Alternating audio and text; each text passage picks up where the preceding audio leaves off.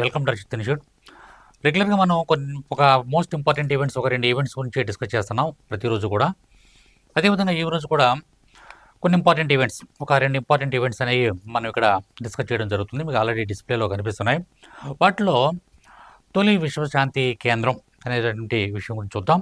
తర్వాత రెండో అంశం చూసుకున్నట్లయితే మహిళలకు సంబంధించినటువంటి రెండో అంశాన్ని కూడా మనం చూద్దాం. వాటిలో మనకి మొదటి పాయింట్గా చూసుకున్నట్లయితే ఫస్ట్ పాయింట్, శాంతి సామరస్యాలతోనే ఏ సమస్యనైనా పరిష్కారం అవుతాయంటూ శాంతియుత జీవనశైలి మనిషిని అన్ని రంగాల్లో ముందుకు తీసుకువెళుతుంది.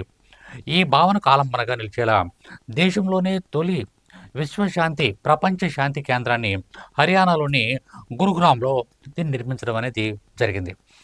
మార్చి 2వ తేదీ ఈ కేంద్రాన్ని మాజీ రాష్ట్రపతి రామ్నాథ్ కోవింద్, ఆధ్యాత్మికవేత్త శ్రీ రవిశంకర్, యోగా గురువు స్వామిరామ్ తదితరులు వీళ్ళందరూ కూడా ప్రారంభించడం అనేది జరిగింది.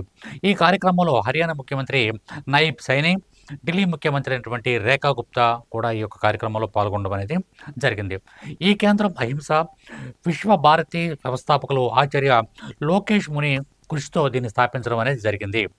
ఈ విశ్వశాంతి కేంద్రం ప్రపంచంలోనే శాంతిని ప్రోత్సహించడానికి, బాగా గుర్తుంచుకోవాల్సిన అంశం ఏంటంటే, ప్రపంచవ్యాప్తంగా శాంతిని కాపాడడానికి, శాంతిని ప్రోత్సహించడానికి ప్రపంచవ్యాప్తంగా ఒక శాంతియుతమైనటువంటి ఒక కేంద్రం, విశ్వశాంతి కేంద్రం అనేటువంటి ఒక ప్రపంచంలోనే మొట్టమొదటి ఒక కేంద్రాన్ని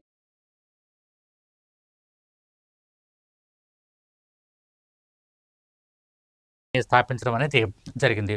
దీంట్లో మనకి జాతీయ అంతర్జాతీయ సమస్యలను పరిష్కరించడానికి కావాల్సినటువంటి చొరవ దీంట్లో మనం చూసుకోవచ్చు. దీనిని హర్యానాలోని గురుగ్రామ్ సెక్టర్ 39లో చేయడం అనేది జరుగుతుంది. ఈ కేంద్రం భారతదేశ ఆధ్యాత్మిక వారసత్వాన్ని చాటి చెప్పడమే కాకుండా ప్రపంచ శాంతి సందేశాన్ని కూడా ముందుకు తీసుకువెళ్ళడానికి ఈ యొక్క కేంద్రం అనేది ఎంతగానో ఉపయోగపడుతుంది.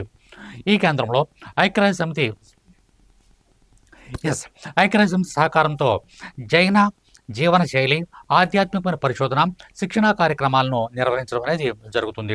రాజస్థాన్లోని పచ్చపదర నివాసి ఆచార్య లోకేష్ ముని ప్రపంచవ్యాప్తంగా శాంతి అహింసా సందేశాన్ని వ్యాప్తి చేసేందుకు పలు కార్యక్రమాలని నిర్వహించడం అనేది జరుగుతుంది. సరే, ఏది ఏమైనప్పటికీ కూడా మనం బాగా గుర్తుంచుకోవాల్సిన విషయం ఏంటంటే, రీసెంట్గా ప్రపంచంలోనే మొట్టమొదటి ప్రపంచ శాంతి విశ్వశాంతి కేంద్రాన్ని హర్యానాలో స్థాపించడం అనేది జరిగింది. ఈ డేటా అనేది మనకి చాలా ఇంపార్టెంట్. నెక్స్ట్ సెకండ్ పాయింట్ ఏంటో చూద్దాం. రెండో విషయం ఏంటో ఒకసారి చూద్దాం. ఓకే, రెండో పాయింట్గా ఇప్పుడు మనకి అంతర్జాతీయ మహిళా దినోత్సవం మార్చి 8వ తారీఖు, ఈ నెలలో ఉన్న మార్చి నెలలో ఉన్నాము. మార్చి 8వ తారీఖున అంతర్జాతీయ మహిళా దినోత్సవం నిర్వహించుకుంటున్నాం. అయితే ఇక్కడ మనకి తమ్నైల్లో కనుక చూసుకున్నట్లయితే 1908 న్యూయార్క్ నగర వీధుల్లో మహిళలు అని చెప్పేసి చెప్పడం జరిగింది. వాళ్ళ యొక్క పోరాటమే, వాళ్ళ యొక్క అపారమైనటువంటి, ఇక్కడ మనకి ఏంటంటే వాళ్ళ యొక్క కృషి ఫలితమే ఈరోజు మనం మహిళా దినోత్సవాన్ని నిర్వహించుకోవడం అనేది జరుగుతుంది. కాబట్టి అదే హెడ్డింగ్ అనేది మనం పెట్టడం జరిగింది. సరే, ఎందుకు జరుపుకుంటున్నాం అనేది మనకి ఇక్కడ ఇంపార్టెంట్ పాయింట్. మార్చి 8వ తారీఖు అంతర్జాతీయ మహిళా దినోత్సవం మనకు తెలుసు, కానీ అది ఎందుకు నిర్వహించుకుంటున్నాం?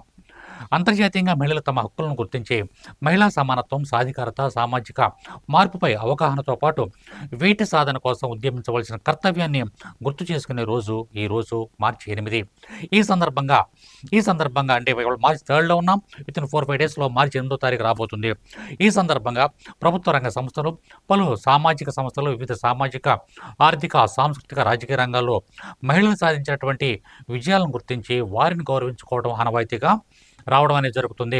ఇంటా బయట మహిళలు ఎదుర్కొనేటువంటి సమస్యలు, మహిళల పునరుత్పత్తి హక్కులు, మహిళలపై లైంగిక దోపిడీ లాంటి అనేకమైనటువంటి సమస్యలు ఈ యొక్క రోజున చర్చకు రావడం అనేది జరుగుతుంది.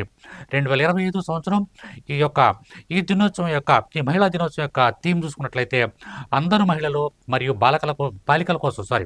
బాలికల కోసం హక్కులు, సమానత్వం, సాధికారత, for all women and girls, right, equality and empowerment.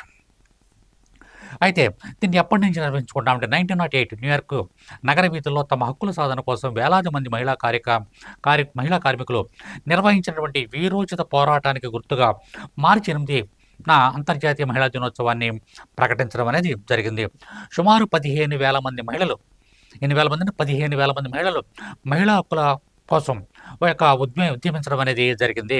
అదేవిధంగా వాళ్ళకు ఓటు హక్కు కావాలని కూడా ఎంతో తీవ్రమైనటువంటి ఉద్రిక్తలను ఏర్పాటు చేయడం అనేది అక్కడ రగిలించడం అనేది జరిగింది. ఈ యొక్క తిరుగుబాటుకి గుర్తింపుగా 1975 సంవత్సరంలో ఐక్యరాజ్య సమితి మార్చి 8వ తారీఖున అంతర్జాతీయ మహిళా దినోత్సవంగా ప్రకటించడం అనేది జరిగింది. కాబట్టి ఈ డేటా కూడా మనకి ఎగ్జామినేషన్ పాయింట్ ఆఫ్ వ్యూలో చాలా important. Thank you very much. All the best.